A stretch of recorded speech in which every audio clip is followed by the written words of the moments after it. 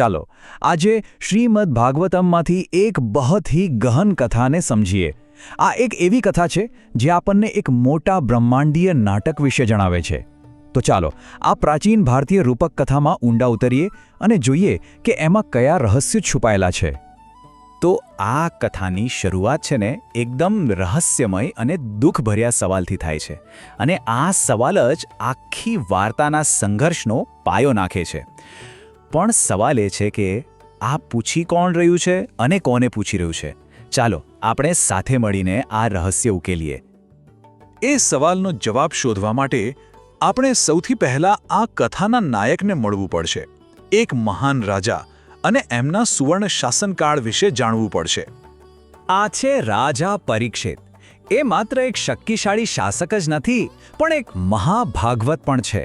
મતલબ કે એ અત્યંત ન્યાયી અને ધાર્મિક રાજા છે। એમની પ્રજા એમને ખૂબ જ પ્રેમ કરે છે અને એમનું આખું રાજ્ય સુખ સમૃદ્ધિથી ભરેલું છે।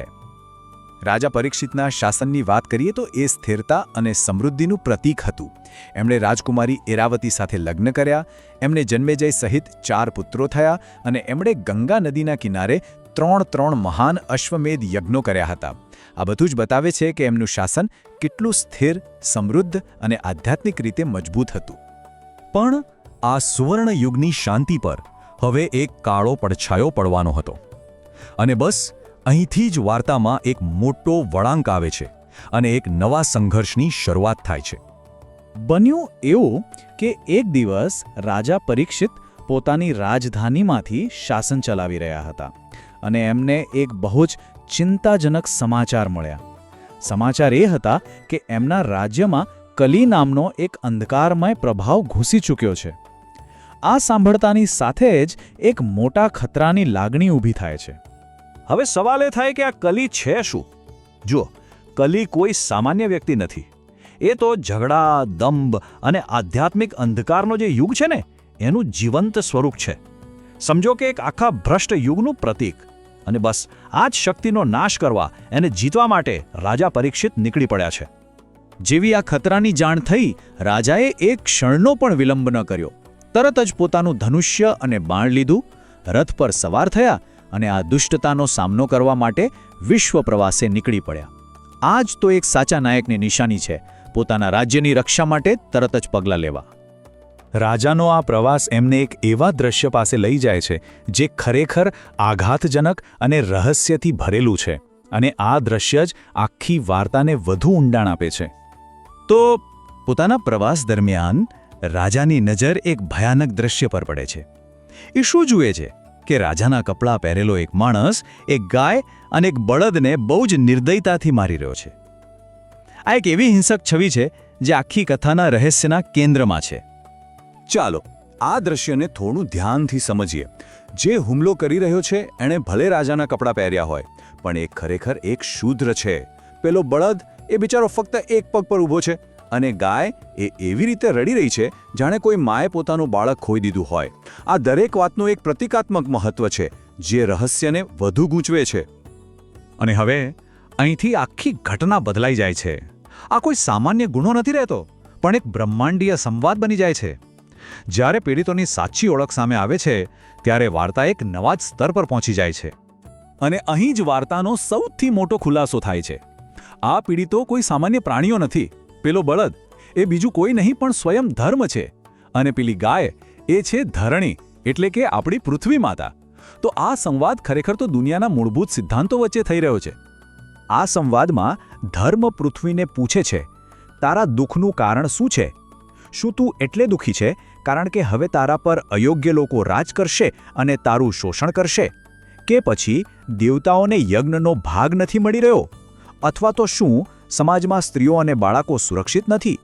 આ દરેક સવાલ દુનિયાના પતનના અલગ અલગ કારણો તરફ ઇશારો કરે છે। તો પછી આ દુનિયાના દુઃખનું સાચું કારણ શું છે? હવે આનો જવાબ ખુદ પૃથ્વી માતા આપશે અને આ જવાબ જ આખી કથાનું હૃદય છે।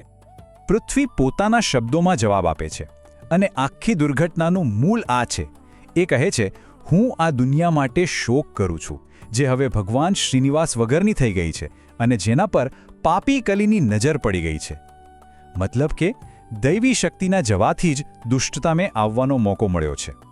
અને ભગવાનના ગયા પછી દુનિયામાંથી કયા કયા ગુણો જતા રહ્યા જુઓ તો, સત્યતા, સ્વચ્છતા, કરુણા, ક્ષમા, ત્યાગ, સંતોષ, સરળતા, જ્ઞાન, હિંમત, દયા. આ યાદી તો બહુ લાંબી છે. આ બતાવે છે કે કેટલો મોટો આધ્યાત્મિક શૂન્યાવકાશ સર્જાયો છે. તો અહીંયા છે ને બે અલગ અલગ યુગોનું ચિત્ર એકદમ સાફ દેખાય છે. એક બાજુ એ દુનિયા છે જ્યાં કૃષ્ણ હતા, એમના દિવ્ય પદચિહ્નોથી શણગારેલી, એકદમ સુરક્ષિત. અને પછી બીજી બાજુ કૃષ્ણ વગરની દુનિયા, કેવી? જાણે ત્યજી દેવાયેલી, દુર્ભાગ્ય અને એ દુષ્ટ કલીના પ્રભાવમાં શોકમાં ડૂબેલી. આ જ તો ફરક છે. ભગવાનની ગેરહાજરી દુનિયા પર કેટલી ઊંડી અસર કરે છે એ અહીં સ્પષ્ટ દેખાય છે. તો હવે સૌથી મોટો સવાલ એ છે કે જ્યારે રાજા પરીક્ષિત પોતાની આંખો સામે દુનિયાના આ દુઃખને અને એના કારણને જુએ છે ત્યારે એ શું કરશે? એ આ ભયંકર બ્રહ્માંડીય સંકટનું સમાધાન કેવી રીતે લાવશે? આ એક એવો સવાલ છે જે આપણને વાર્તાના આગલા વળાંક માટે વિચારતા કરી દે છે.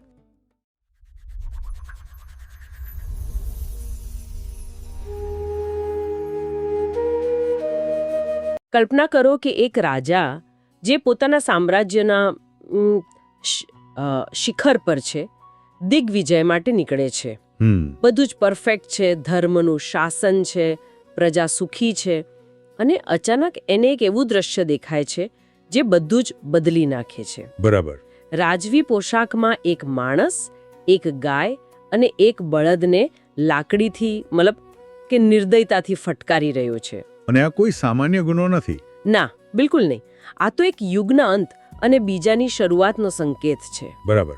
અને આ દ્રશ્ય એટલું શક્તિશાળી એટલા માટે છે કારણ કે તે સાંકેતિક છે. હા.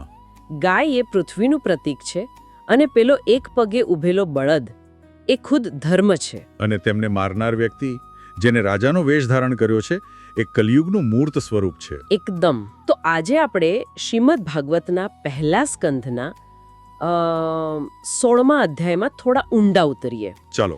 આપણે જોઈશું કે જ્યારે એક આદર્શ શાસકનો સામનો એક નવા અંધકારમય યુગ સાથે થાય છે ત્યારે શું થાય છે, અને પેલો પૃથ્વી અને ધર્મ વચ્ચેનો જે સંવાદ છે, અત્યંત માર્મિક સંવાદ. હા, એ સાંભળીશું. તે આપણને બતાવશે કે જ્યારે સમાજમાંથી દૈવી તત્વ ચાલ્યું જાય ત્યારે એની શી અસર થાય છે. અને મને લાગે છે કે આ અધ્યાય આપણને એ સમજવામાં મદદ કરશે કે ધર્મનું પતન કેવી રીતે થાય છે અને એક ન્યાયી શાસક તે પતનને રોકવા માટે શું કરી શકે છે અને શું નથી કરી શકતો. હા, અને શું નથી કરી શકતો એ પણ મહત્વનું છે. ચાલો તો શરૂઆત કરીએ રાજા પરીક્ષિતના શાસનથી. અધ્યાયની શરૂઆતમાં જ સૂત ગોસ્વામી કહે છે કે પરીક્ષિત મહાન ભક્ત હતા. મહાભાગવત. હા, મહાભાગવત. અને બ્રાહ્મણોની શિક્ષા મુજબ પૃથ્વી પર શાસન કરતા હતા. એમણે ઈરાવતી સાથે લગ્ન કર્યા, 4 પુત્રો થયા. પણ જે વાત મને સૌથી વધુ પ્રભાવિત કરે છે તે એ છે કે એમણે ગંગા કિનારે 3 અશ્વમેધ યજ્ઞ કર્યા. અને શ્લોકમાં લખ્યું છે દેવા યત્રાક્ષી ગોચરાહા, એટલે કે દેવતાઓ ત્યાં નજરે દેખાતા હતા. હા, આ બહુ જ મહત્વનું વાક્ય છે. બરાબર. એ જ મારો સવાલ છે. આજના સમયમાં તો આ કલ્પના બહારની વાત છે. એવું તે શું અલગ હતું એ સમયમાં? જો આ વાક્ય આખા યુગનો સારાંશ આપે છે. એનો અર્થ એવો નથી કે દેવતાઓ રસ્તા પર ચાલતા હતા. હા હા. એનો અર્થ એ છે કે સમાજની ચેતના એટલી શુદ્ધ હતી, રાજાની ભક્તિ એટલી પ્રબળ હતી અને યજ્ઞના મંત્રોચ્ચાર એટલા શક્તિશાળી હતા કે મતલબ કે ભૌતિક અને દિવ્ય જગત વચ્ચેનું અંતર લગભગ ભૂંસાઈ ગયું હતું. જાણે કે આધ્યાત્મિક બેન્ડવિડ્થ ખૂબ ઊંચી હતી. બરાબર, એ જ શબ્દ. પરીક્ષિતનું શાસન માત્ર રાજકીય રીતે જ નહીં પણ આધ્યાત્મિક રીતે પણ સુવર્ણકાળ હતો. અને બરાબર આ જ સુવર્ણકાળમાં પરીક્ષિત પોતાના દિગ્વિજય દરમિયાન પેલું ભયાનક દ્રશ્ય જુએ છે. આ ઘટના પર શૌનક ઋષિ સૂત ગોસ્વામીને એક બહુ સીધો અને તીક્ષ્ણ સવાલ પૂછે છે. હા. તેઓ કહે છે રાજાએ એ શૂદ્રને જે રાજાનો વેશ પહેરીને ગાયને મારતો હતો તેને પકડ્યો જ કેમ? તરત જ મારી કેમ ન નાખ્યો? બહુ જ તાર્કિક પ્રશ્ન છે. મને આ સવાલ ખૂબ વાજબી લાગે છે. જો કોઈ રાજા પોતાના રાજ્યમાં આવું ઘોર કૃત્ય થતું જુએ તો એનો પહેલો પ્રતિભાવ તો ગુસ્સો જોવો જોઈએ, ખરું ને? ચોક્કસ. તો પરીક્ષિતે સંયમ કેમ રાખ્યો? શું એ એમની નબળાઈ હતી કે પછી કોઈ ઊંડી સમજ? આ પ્રશ્ન આખા અધ્યાયનો પાયો છે. તે આપણને અન્યાયનો સામનો કરવાના બે અલગ અલગ અભિગમો પર વિચારવા મજબૂર કરે છે. કયા બે અભિગમ? પહેલો અભિગમ શૌનક ઋષિનો છે. અન્યાય દેખાય કે તરત જ તેને જડમૂળથી ઉખાડી ફેંકો.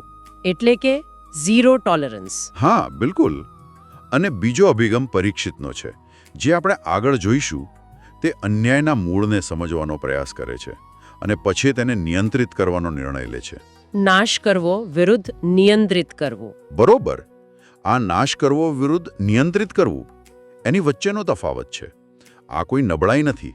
ઉલટું, આ તો એક પરિપક્વ શાસકની નિશાની છે, જે જાણે છે કે દરેક સમસ્યાનો ઉકેલ તલવારથી નથી આવતો. રસપ્રદ. શૌનક ઋષિએ પણ ઉમેરે છે કે મનુષ્યનું આયુષ્ય ટૂંકું છે અને શ્રી કૃષ્ણની કથા સિવાયની વાતોમાં સમય બગાડવો એ જીવનનો વ્યય છે. આ વાત અહીં કેમ કહેવામાં આવી છે? કારણ કે શૌનક ઋષિ એ સુનિશ્ચિત કરવા માંગે છે કે આ વાર્તા માત્ર એક રાજા અને વિલનની લડાઈ બનીને ન રહી જાય.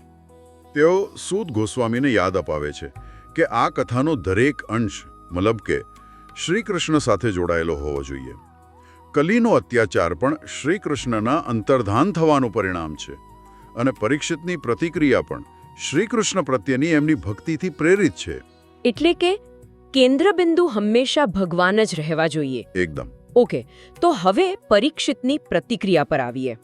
જેવી એમને ખબર પડી કે કલિયુગ રાજ્યમાં ઘૂસી ગયો છે, તેઓ તરત જ ધનુષ્ય ઉઠાવી સિંહના ધ્વજવાળા રથ પર સવાર થઈને પોતાની સેના સાથે પોતાની સેના સાથે દિગ્વિજય માટે નીકળી પડે છે.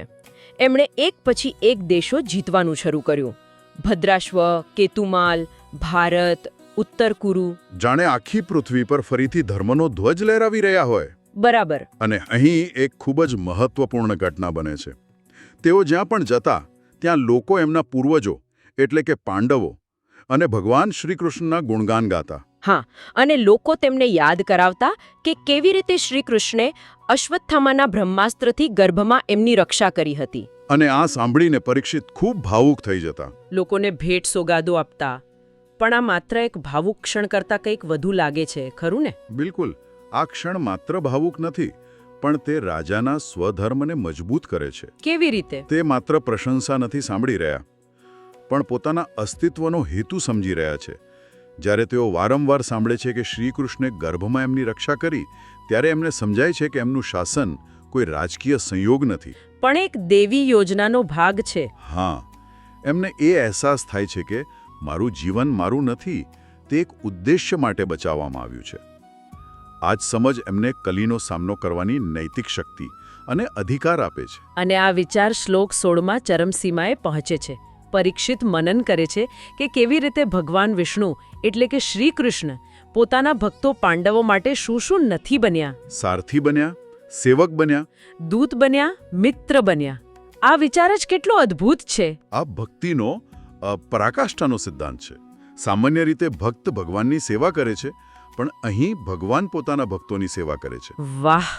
આ વિચાર પરીક્ષિતની ચેતનામાં એટલો ઊંડો ઉતરી જાય છે કે તેઓ સમજે છે કે જે ભગવાન આટલા પ્રેમાળ છે, એમના દ્વારા સ્થાપિત ધર્મનું રક્ષણ કરવું એ જ એમના જીવનનું પરમ કર્તવ્ય છે. એટલે હવે એમનો દિગ્વિજય માત્ર સામ્રાજ્ય વિસ્તાર નથી રહ્યો. ના, હવે એક આધ્યાત્મિક મિશન બની ગયું છે. એટલે રાજા એકદમ ભક્તિના ભાવમાં છે, બધું બરાબર ચાલી રહ્યું છે, અને બરાબર એ જ સમયે વાર્તા એક નાટકીય વળાંક લે છે. હા, જાણે કોઈ શાંત સંગીતની વચ્ચે અચાનક વીજળીનો કડાકો થાય. સૂત ગોસ્વામી કહે છે, હવે નજીકમાં જ જે આશ્ચર્યજનક ઘટના બની તે સાંભળો. અને અહીંથી આપણે વાર્તાના હૃદયમાં પ્રવેશ કરીએ છીએ. ધર્મ એક પગ પર ઊભેલા બળદના રૂપમાં પૃથ્વીને મળે છે, જે ગાયના રૂપમાં છે. પૃથ્વીની આંખોમાં આંસુ છે, એનો ચહેરો નિસ્તેજ છે. આ દ્રશ્ય પોતે જ ખૂબ કરુણ છે અને ખૂબ જ શક્તિશાળી રૂપક છે. સત્યયુગમાં ધર્મના 4 પગ હતા: સત્ય, શૌચ એટલે કે પવિત્રતા, દયા અને તપ. ઓકે. સમય જતા એક પછી એક પગ તૂટતા ગયા. હવે કલયુગના પ્રારંભમાં ધર્મ માત્ર સત્યરૂપી એક પગ પર લંગડાઈ રહ્યો છે. આ એક પગવાળો બળદ એ નબળા પડી ગયેલા ધર્મનું, એક ભાંગી પડેલી નૈતિક વ્યવસ્થાનું પ્રતીક છે. અને આ લંગડાતો ધર્મ પૃથ્વીને એની ઉદાસીનું કારણ પૂછે છે અને તે જે પ્રશ્નો પૂછે છે તે ખરેખર તો આવનારા કલયુગના લક્ષણોની યાદી છે. બરાબર. તે પૂછે છે, શું તું મારા માટે દુઃખી છે, કે પછી એ વાતથી કે હવે શૂદ્રો તારા પર રાજ કરશે? આ પ્રશ્નો આજે પણ એટલા જ પ્રાસંગિક લાગે છે. ચોક્કસ. આ પ્રશ્નો માત્ર પ્રશ્નો નથી, પણ એક પતન પામતા સમાજનું નિદાન છે. નિદાન. હા, તે આગળ પૂછે છે, શું તું યજ્ઞના ભાગથી વંચિત દેવતાઓ માટે દુઃખી છે? શું તું અસુરક્ષિત સ્ત્રીઓ અને દુષ્ટો દ્વારા સતાવાતા બાળકો માટે શોક કરે છે? શું તું વેદ જ્ઞાનનો દુરુપયોગ કરતા બ્રાહ્મણો માટે દુઃખી છે, અથવા અયોગ્ય રાજાઓની સેવા કરતા કુલીન પરિવારો માટે? આ તો જાણે સમાજના દરેક સ્તરમાં ફેલાયેલા સળાનું એક્સલે છે. આ યાદી તો હજી આગળ વધે છે. તે પૂછે છે, શું તું એવા લોકો માટે દુઃખી છે જેઓ માત્ર ખાવા પીવા, રહેવા અને વિષયભોગમાં જ ડૂબેલા છે? આ વર્ણન તો જાણે આજના ગ્રાહકવાદી સમાજનું જ પ્રતિબિંબ હોય એવું લાગે છે ને. બિલકુલ. અને આ બધા સામાજિક અને રાજકીય કારણો ગણાવ્યા પછી ધર્મ મૂળ મુદ્દા પર આવે છે. હા. તે સૌથી મહત્વપૂર્ણ પ્રશ્ન પૂછે છે, અથવા હે ધરતી, શું તું ભગવાન હરિનું સ્મરણ કરી રહી છે, જે તારો ભાર ઉતારવા આવ્યા હતા અને હવે અંતર્ધાન થઈ ગયા છે? અને આ પ્રશ્ન સાંગળતા જ પૃથ્વી જવાબ આપે છે. તે કહે છે, હે ધર્મ, તમે તો બધું જ જાણો છો. અને પછી તે ભગવાન શ્રી કૃષ્ણમાં રહેલા અસંખ્ય દૈવી ગુણોની એક લાંબી યાદી આપે છે, જે હવે પૃથ્વી પરથી જતા રહ્યા છે. અને એ યાદી અદ્ભુત છે. સત્ય, શૌચ, દયા, ક્ષમા, ત્યાગ, સંતોષ, સરળતા, જ્ઞાન, વૈરાગ્ય, ઐશ્વર્ય, શૌર્ય, સૌંદર્ય, ધૈર્ય. થોબો, આ માત્ર ગુણોની યાદી નથી. આને સમજવાનો પ્રયત્ન કરો. ઓકે. આ ગુણો એક સમાજના ઓપરેટિંગ સિસ્ટમ જેવા છે. સત્ય, દયા, ક્ષમા, આ એ સોફ્ટવેર છે જેના પર એક સ્વસ્થ સમાજ ચાલે છે. રસપ્રદ. પૃથ્વી એમ કહી રહી છે કે આ ગુણોના જે સ્ત્રોત હતા, જે મેઇનફ્રેમ કમ્પ્યુટર હતું, એટલે કે શ્રી કૃષ્ણ, તે હવે ચાલ્યા ગયા છે. અને એમના ગયા પછી આખું સોશિયલ ઓપરેટિંગ સિસ્ટમ જ ક્રેશ થઈ ગયું છે. વાહ, આ સમજાવવાની ઉત્તમ રીત છે. હવે જે બચ્યું છે તે માત્ર ભ્રષ્ટાચાર અને વાયરસ છે, એટલે કે કલિયુગ. એટલે પૃથ્વી કોઈ એક વ્યક્તિના જવા પર દુઃખી નથી, પણ આખા સમાજની નૈતિક રચનાના પતન પર શોક કરી રહી છે. બરાબર. તે કહે છે, હું એક ગુણોના સાગર શ્રીનિવાસથી રહિત થયેલા આ લોક માટે શોક કરું છું, જેના પર હવે પાપી કલીની દૃષ્ટિ પડી છે. બરાબર.